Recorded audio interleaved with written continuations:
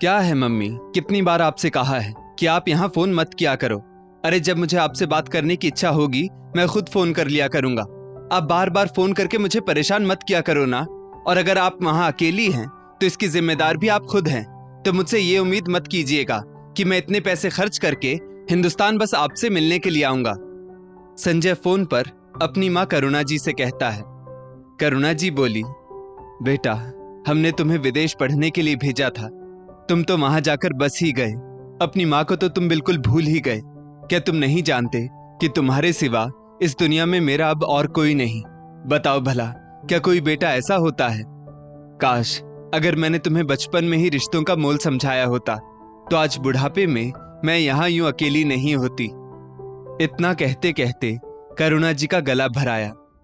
संजय बोला, आप मुझे इमोशनली ब्लैकमेल मत कीजिए। और आपको वहां क्या ही कमी है? किसी वृद्ध आश्रम में तो आप रहती नहीं हैं, इतने बड़े घर में रहती हैं, फिर भी आपका रोना तो कभी खत्म ही नहीं होता है। और अकेले रहना अगर पसंद नहीं आता तो आधा घर किराए पर दे दीजिए, घर की साफ सफाई भी होती रहेगी और महीने का पैसा भी आता रहेगा। और हाँ, सर्वेंट क्वार्टर में किसी गरीब फैमिली को रख लीजिए जो आपके खाने पीने का इंतजाम भी कर दे, तो आपकी मदद भी हो जाएगी। मैं बार बार वहां नहीं आ पाऊंगा, मुझे और भी बहुत सारे काम हैं। इतना कहकर संजय ने फोन रख दिया। करुणा जी, हेलो हेलो बेटा संजय, मेरी बात तो सुनो, यही कहती रह गई, पर उधर से सुनने वाला तो कोई नहीं था। करुणा जी की आंखों में आंसू भर आए और वो हमेशा की तरह चुपचाप खिड़की के पास आकर बैठ गई और बरसों पुरानी बातों को याद करने लगी, जब वो दुल्हन बनकर अपने पति सोमेश जी के साथ एक छोटे से क्वार्टर में रहने आई थी। करुणा सोमेश जी से बोली, कितना छोटा घर है, ये तो शुरू होने से पहले ही खत्म हो जा रहा है। मेरी माँ का घर तो बहुत बड़ा है, वहां तो सबके अलग अलग कमरे और तो और सर्वेंट क्वार्टर भी है, पर ये तो। सोमेश जी बोले, करुणा घर छोटा है तो क्या हुआ, अब हमें एक दूसरे के हृदय में जगह बनानी है ना। और अच्छा तो है, छोटा घर रहेगा तो हमेशा हम दोनों एक दूसरे की नजरों के सामने रहेंगे और तुम्हें कभी अकेलेपन का एहसास नहीं होगा। धीरे धीरे करुणा जी उस घर में एडजस्ट करने लगी और उस घर को बड़े चाव से सजाने भी लगी। दोनों अपनी छोटी सी दुनिया में बहुत खुश थे। अभी वो अपनी माँ के घर का ऐशो आराम भूलने ही लगी थी कि कुछ वक्त बाद करुणा की माँ कामिनी जी, जो एक बड़े घराने की इकलौती बेटी थी, उनके मन में पैसों को लेकर बहुत घमंड था। रिश्ते उनके लिए बेमानी होते थे। वो बेटी से मिलने के लिए एक रोज उसके घर आ गई। जैसे ही वो घर में दाखिल हुई, बोली, हे भगवान, ये मेरी बेटी कितने छोटे घर में रहती है। करुणा, तुम यहाँ सांस भी कैसे ले पाती हो? करुणा के पिता कैलाश जी ने कहा, कामिनी, तुम ये देखो कि हमारी बेटी इस छोटे से घर में भी कितनी खुश है। बेटा, मेरी एक बात हमेशा याद रखना, पैसों से ज्यादा रिश्तों को महत्व देना, क्योंकि जब हमारा शरीर हमारा साथ छोड़ने लगता है तो ये पैसे नहीं बल्कि रिश्ते हमारे काम आते हैं। कैलाश बाबू की बातों से कामिनी जी बहुत नाराज हुई। घर जाकर दोनों में बहुत कहा सुनी हुई। कामिनी जी बोली, ये कैसे भिखमंगे लड़के से मेरी बेटी की शादी करवा दी आपने? आखिर देखा क्या आपने उसमें? कैलाश बाबू ने कहा, जो मैंने देखा है शायद वो तुम नहीं देख पाई। उस इंसान में लालच नहीं है और सबसे बड़ी बात, वो खुददार है। देखना, हमारी बेटी को बहुत खुश रखेगा। पर कामिनी जी कैलाश बाबू की बातों को कहां सुनने वाली थी। आए दिन बेटी को लेकर दोनों पति पत्नी में कहासुनी होती रहती थी। समय बीतने लगा। कुछ दिन बाद अचानक से कैलाश बाबू की हृदय आघात से मृत्यु हो गई। कामिनी जी बेटी दामाद के पास पहुंची और अपने अकेलेपन का हवाला देकर अपने बेटी दामाद को अपने साथ रहने के लिए कहा, दामाद बाबू, अब हमारा सब कुछ करुणा का ही तो है, क्यों आप इस छोटी सी नौकरी में अपना पसीना बहा रहे हैं? चलिए, सब कुछ आपको ही तो देखना है। सोमेश ने करुणा की तरफ देखा तो करुणा की सोई इच्छा जाग गई और वो तुरंत वहां जाने के लिए मान गई। सोमेश पत्नी के कहने पर अपना काम छोड़कर ससुराल के बिजनेस में लग गया। फिर क्या था, उसकी हालत तो धोबी के कुत्ते जैसी हो गई, जो ना घर का रहा ना घाट का। एक रोज सोमेश खाना खा रहा था, तभी कामिनी जी आई और बोली, अरे दामाद जी, मैंने अभी तक नाश्ता भी नहीं किया और आप खाने बैठ गए? अच्छा, अब समझी, आपने आज तक इतना बड़ा डाइनिंग टेबल और इतने तरह के व्यंजन खाए जो नहीं होंगे। चलिए कोई बात नहीं, अब छोटे घर से दामाद लाई हूं तो ये सब तो बर्दाश्त करना ही पड़ेगा। आए दिन कामिनी जी सोमेश को उसकी हैसियत का ताना देकर उसे छोटे होने का एहसास करवाने से चूकती नहीं थी। सोमेश के परिवार में उसकी एक बड़ी बहन और एक विधवा माँ थी जो बहन के साथ ही रहती थी, क्योंकि बेटा तो घर जमाई बन गया था तो माँ आखिर क्या करती। कभी कभार अगर वो लोग सोमेश से मिलने आ जाते तो कामिनी जी ऐसे व्यंग भरे बाण चलाती कि थोड़ी देर में वो लोग वहां से चले जाते।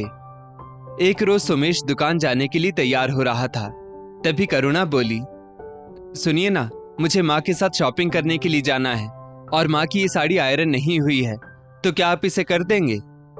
सोमेश हैरानी से करुणा को देखने लगा और बोला, करुणा, तुम्हें नहीं लगता यहाँ कर तुम बहुत बदल गई हो?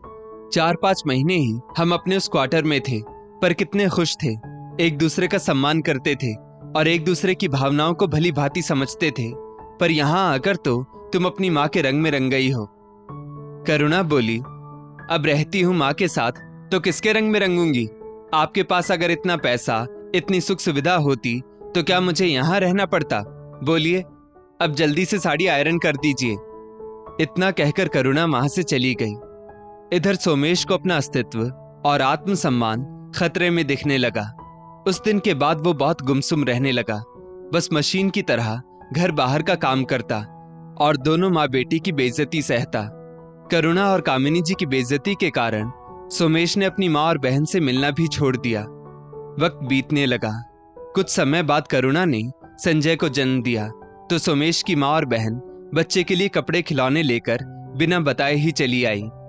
कामिनी जी ने सबके सामने कहा, हे भगवान, दूर रखिए इन सब चीजों को मेरे नाती से। क्या समझाया आपने? क्या वो सड़क छाप कपड़े पहनेगा और इन खिलौनों से खेलेगा?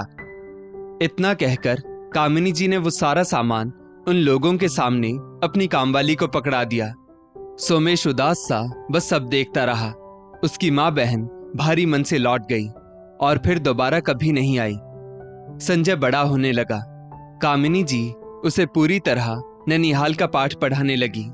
दादी बुआ क्या होती है ये तो वो संजय को पता भी नहीं लगने देती थी, पर ऐसे माहौल के कारण संजय बचपन से ही जिद्दी बनने लगा।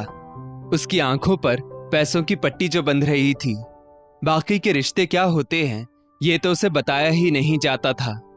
एक दिन संजय करुणा जी से बोला, मम्मी, पापा कह रहे थे कि मेरी दादी और बुआ भी हैं, तो आप मुझे उन लोगों से क्यों नहीं मिलने देती? तभी कामिनी जी आई और बोली, बेटा, वो लोग बहुत गंदी जगह में रहते हैं, तुम अगर वहां जाओगे तो तुम्हारी तबीयत खराब हो जाएगी, तो क्या तुम ऐसी गंदी जगह में जाना चाहते हो?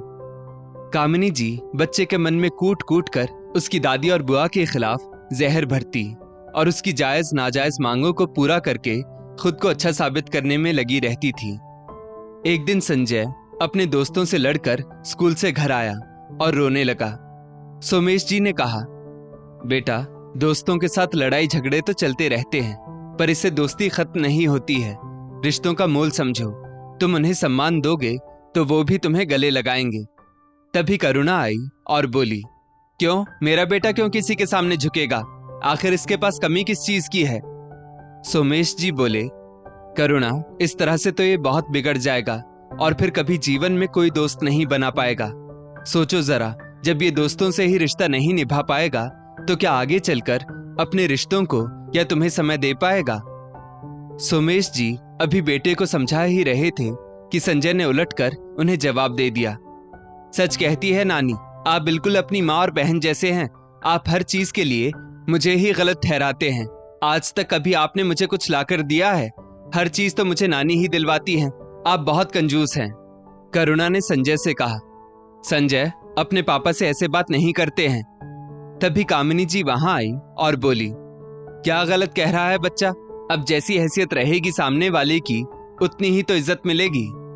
सोमेश जी चुपचाप वहां से चले गए। करुणा बोली, माँ, आपको नहीं लगता संजय बहुत जिद्दी होता जा रहा है और आपको इनके सामने ये सब कहने की क्या जरूरत थी? कामिनी जी बोली, तुम तो चुप ही रहो, तुमने दुनिया अभी देखी कहाँ है, और वैसे भी मेरी जायदाद का ये अकेला वारिस है। अगर थोड़ा जिद्दी है भी तो क्या हो गया। कमरे में बैठे सोमेश जी अकेले बड़बड़ाने लगे। ये मैंने क्या किया, नौकरी छोड़कर मैंने अपने ही पैर पर खुद कुल्हाड़ी मार ली। नौकरी तो हाथ से गई ही, पत्नी को भी ऐशो आराम की जिंदगी की लत लग गई। सोचा था बेटे से मन की बात करूंगा, पर वो भी मेरा नहीं। घर में इतने लोगों के होने के बाद भी मैं बिल्कुल अकेला हूं। समय के साथ साथ संजय बड़ा हो रहा था। कामिनी जी ने डोनेशन देकर उसे अमेरिका पढ़ने के लिए भेज दिया। समय अपनी रफ्तार से चलता रहा। इधर सोमेश जी अंदर ही अंदर घुटने लगे और एक रात करुणा जी से बोले, करुणा, आज मुझे कुछ अच्छा नहीं लग रहा। वो बोली, क्यों, अब आपको कौन सी चिंता है? सोमेश जी बोले, मुझे अपनी चिंता नहीं है, मुझे तुम्हारी चिंता है, क्योंकि ये पैसा, ये महल जैसा घर कुछ काम नहीं आएगा। काश कि समय रहते तुम रिश्तों का मोल समझ पाती और संजय को भी समझा पाती। इतना कहते कहते अचानक से उनके सीने में दर्द हुआ और हार्ट अटैक से वो चल बसे। पिता के क्रियाकर्म पर भी संजय अमेरिका से नहीं आया। कामिनी जी को इस बात का बिल्कुल भी बुरा नहीं लगा। फिर थोड़े समय बाद एक दिन कामिनी जी को उनके किए की भगवान ने सजा दी और वो बिस्तर पर आ गई और एक दिन अपने पैसे और रुतबे के बिना ही दुनिया से चली गई। फिर रह गई करुणा उस घर में अकेली। अब वो घर करुणा को काटने के लिए दौड़ता। कोई रिश्तेदार, सगा संबंधी नहीं था जिससे कामिनी जी ने बैर नहीं लिया हो या उसकी बेइज्जती नहीं की हो। ले देकर करुणा जी के पास बस संजय रह गया, वो भी 7 समंदर पार। अब संजय अमेरिका में नौकरी कर रहा था और वहीं बस गया। वो भूल से भी कभी करुणा जी को अमेरिका आने को नहीं कहता। अचानक से नौकर की आवाज पर करुणा जी पुरानी यादों से बाहर आई। मालकिन, दिन का खाना बहुत सारा बच गया है, वो तो आप खाएंगी नहीं, तो क्या वो खाना मैं अपने घर लेकर चला जाऊं? करुणा जी बोली, हाँ हाँ ले जाओ, कौन खाएगा? मेरे लिए तो बस थोड़ा सा दलिया बना देना, आज कुछ भी खाने की इच्छा नहीं है। सच कहते थे सोमेश जी, ये पैसा, ये घर कुछ काम नहीं आएगा। काश कि मैं संजय को रिश्तों का मोल बचपन में समझा पाती तो बुढ़ापे में यूं अकेली ना होती। नौकर बोला, मालकिन, आपकी तबीयत ठीक नहीं है तो मैं रुक जाता हूं। करुणा जी बोली, नहीं नहीं, जाओ, तुम्हारे बच्चे तुम्हारा इंतजार कर रहे होंगे। कम से कम छोटे से घर में तुम लोग एक दूसरे के साथ तो हो। नौकर चला गया। करुणा जी सोमेश जी की तस्वीर के आगे बैठकर रोने लगी और बोली, बहुत बड़ी भूल कर दी जो आपकी बात नहीं मानी। देखिए, आज गुमनामी में जी रही हूं और कितनी असहाय हो गई हूं। आपके साथ भले ही पैसे की कमी थी, पर आपके साथ उस छोटे से घर में मैं कितनी खुश थी। आखिर मैंने अपनी माँ की बात क्यों मानी और अपनी खुशहाल गृहस्थी में आग लगा ली। अगर आप मेरी बात सुन रहे हैं तो मुझे माफ कर दीजिए। करुणा जी बार बार सोमेश जी की फोटो के आगे हाथ जोड़कर रो रोकर अपनी गलती के लिए माफी मांग रही थी, पर अब तो सब कुछ हाथ से निकल चुका था। रोती रोती करुणा जी वहीं सो गई थी। अगले दिन जब करुणा जी जगी तो मन में कुछ सोचकर उन्होंने अपने वकील को बुलवाया और अपना घर जमीन सारी जायदाद को बेचकर एक वृद्धाश्रम में जाने का फैसला किया।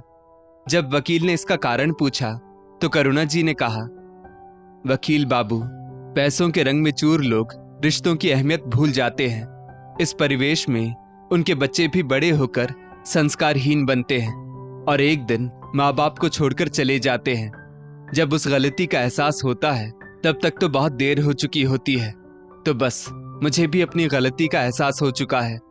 जानती हूँ देर तो हो गई है, पर आखिर में एक सही फैसला लेकर मैं अपनी उस भूल का प्रायश्चित करना चाहती हूँ।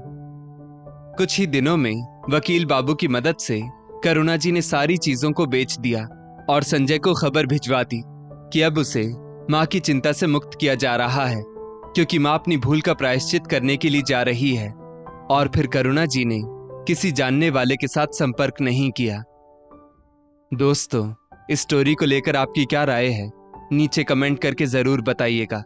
और ऐसी ही और भी बेहतरीन वीडियोस के लिए हमारा पेज जरूर फॉलो करें। धन्यवाद।